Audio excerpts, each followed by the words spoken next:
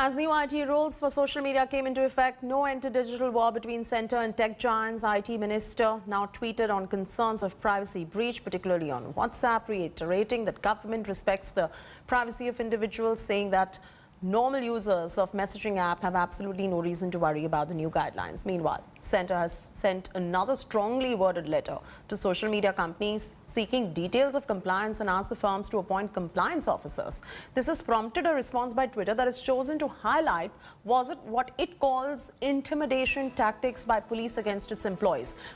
Twitter has also said it is committed to following the law in India. Facebook has maintained that it aims to comply with new rules and will continue to discuss a few issues that need more engagement with Centre. Google has issued a statement saying that they have consistently invested in personnel to ensure combating illegal content in an effective way and fair way. Rahul Srivastava is now joining us. Rahul, give us a little bit of a perspective. Social media giants versus the Centre. What does the Centre have to say? And how does the social media giants respond to these new guidelines?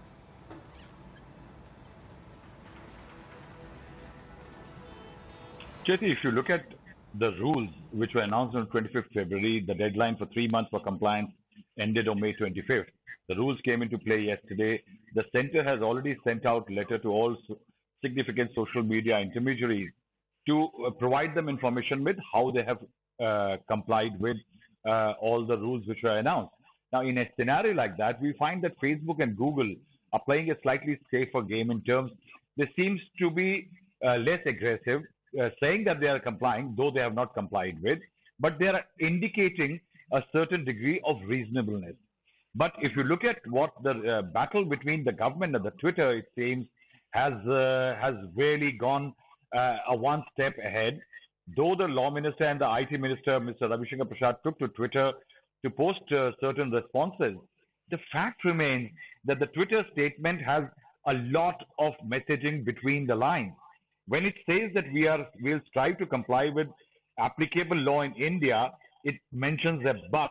Just as we do around the world, we would continue to strictly guided by principles of transparency. Means it is saying that the rules will prohibit transparency. The second very important element is that if a police team went to its Delhi office, it has termed it intimidation. On the other hand, it has also said that the new IT rules, for example, it is invoking civil society, knowing that several political parties in India and civil groups have come out. On this appointment of the compliance officer, according to the new rules, is it even practical to have a compliance officer? They would face, all the social media companies would face the most uphill task of having a precarious position filled up. Nobody would want to be a compliance officer given the manner in which that person would get sandwiched in the middle of all of this. You see, Chetty, how the rules play out, what are the basic problems, is neither we can adjudicate on it, nor others can adjudicate on it.